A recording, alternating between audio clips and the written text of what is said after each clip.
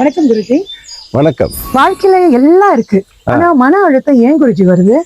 மன அழுத்தம் வர்றதுக்கு நிறைய விஷயங்கள் இருக்கு. ஒரு 5 ஸ்டார் லெவல்ல தங்கிட்டு இருக்கிற மனுஷனா இருந்தாலும் ஒரு நாள்ல 21,600 வாட்டி மூச்சு இழுக்கிறோம்.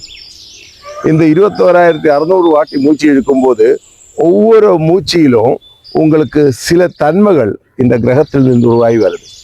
உங்களுடைய உடம்புக்குள்ள இருக்கிற தன்மைகளுக்கும் அந்த தன்மைகளுக்கும் சேரும் போது உங்களுக்கு உணர்ச்சிகள் உண்டாகும். உணர்ச்சிகள் உண்டாகும் போதும் அந்த உணர்ச்சிகளுக்கு ஏற்ற மாதிரி உங்களுக்கு கற்பனைகள் உண்டாகும். கற்பனைகளுக்கு ஏற்ற மாதிரி உங்களுக்கு சிந்தனைகள் உண்டாகும். அந்த சிந்தனைகளுக்கு ஏற்ற மாதிரி நீங்கள் செயல்படுறீங்க.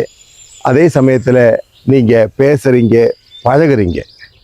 இந்த சிந்தனைகளில் பெரும்பாலும் நெகட்டிவ் சிந்தனைகள் தான் நிறைய வரும். ஒரு சில பாசிட்டிவ் சிந்தனைகள் தான் உங்களுக்கு ஒவ்வொரு நாளும் மாறி மாறி வரும். அந்த ஒரு சில சிந்தனைகள் வர சமயத்தில், அதாவது பாசிட்டிவாக வர சமயத்தில் அதை என்கரேஜ் பண்ணி நீங்கள் போனால் அந்த நாள் பூரா சந்தோஷமாக இருக்க முடியும். ஆனால் சிந்தனைகள் நெகட்டிவாக சேடாக இருக்கிறது பின்னால் போனாக்கா அப்புறம் வாழ்க்கையில் ஒரு சோர்ந்து போகிற மாதிரி என்ன பண்ணுறது தெரியாமல் லாஸ்ட் ஃபீலிங்கோடு இருக்க முடியும். இதுதான் வாழ்க்கை. ஸோ அதுதான் காரணம் மன அழுத்தத்துக்கு. மன அழுத்தம் தானாக அதில் வந்துடுது. இந்த சிந்தனைகளுக்கு தான் மனம் கொடுக்குது பாருங்க. மனத்தில் தான் இந்த சிந்தனைகள் வருது, அதுக்கப்புறம் மன அழுத்தம் வருது. அந்த சிந்தனைகளுக்கு பின்னால் போகும்போது தான் உங்களுக்கு மன அழுத்தம் வருது. வரக்கூடாதுன்னா அந்த பாசிட்டிவ் சிந்தனைகள் வரும்போது அதை நீங்கள் என்கரேஜ் பண்ணி போயிட்டே இருக்கணும்.